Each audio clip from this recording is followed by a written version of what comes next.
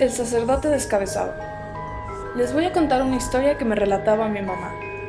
En ese tiempo, había un señor llamado Julio Ramos, quien había tomado algunas copas. Al pasar por la iglesia de San Antonio, encontró a un sacerdote, que al mirarlo, no lo dejaba pasar. Este señor Julio, muy agresivamente, empezó a pelear con el sacerdote. Al ver que no le contestaba, se dio la vuelta, pero después salió un vecino llamado Inocente Ramos. Al ver al señor Julio le preguntó, ¿con quién estaba peleando? Entonces el señor Inocente Ramos vio a un hombre de negro vestido de sacerdote, pero sin cabeza, y luego desapareció por completo. Desde entonces, el señor Julio Ramos no volvió a pasar por ahí. Se cuenta que a las 12 de la medianoche aparece este sacerdote en la iglesia del barrio de San Antonio.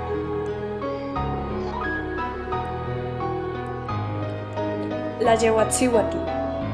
Una vez, mi compadre, que se llamaba Isidro Herrera, me contó que él salió de una fiesta y que en su camino se encontró con una mujer. Él pensó que era su esposa porque tenía la misma voz. Entonces, el señor fue siguiendo a la mujer hasta llegar a una ciénaga, pero no se había dado cuenta que había llegado a ese lugar. Al ver a la mujer que ahí se encontraba, el señor Herrera se dio cuenta de que no era su esposa. Entonces, se quedó dormido. Al día siguiente, sin recordar, fue encontrado en una de las tumbas donde la mujer lo había guiado. Se dice que era la Yehuatzíhuatl.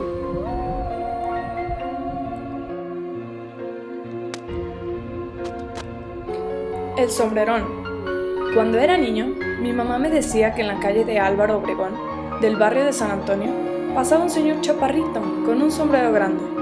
Mi tío trabajaba en la matanza del ganado. Mi mamá lo esperaba hasta que saliera de trabajar para cerrar la casa. Como en ese entonces no había luz, la gente no podía distinguir muy bien a las personas, ya que solo usaban velas. Entonces, mi mamá escuchó a alguien y pensó que era mi tío, y que había llegado del trabajo. Al asomarse, vio a uno de los caballeros chispear su pata con un señor chaparrito. Ella le gritó, pero ya había desaparecido. Desde entonces, jamás volvió a aparecer.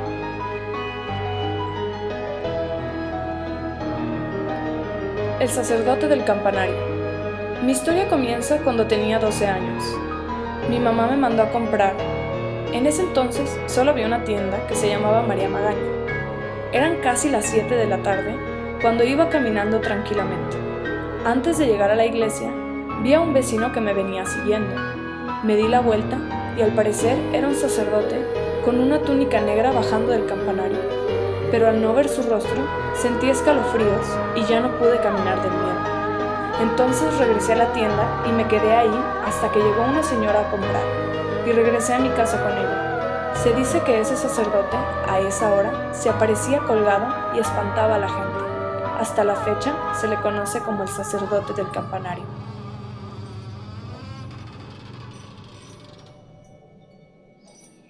El cadejo. Me contaba mi mamá que su tío llamado Refugio Solórzano caminaba con unas copas de más rumbo a su casa ubicada en la calle Doctor Clemente Robles. En su camino, se topó con un perro que llevaba arrastrando unas cadenas. No le dio ninguna importancia y siguió caminando. Se metió en unos terrenos baldíos que estaban cerrados con puras ramas.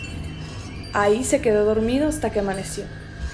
Al despertar, se encontraba amarrado con las cadenas del perro.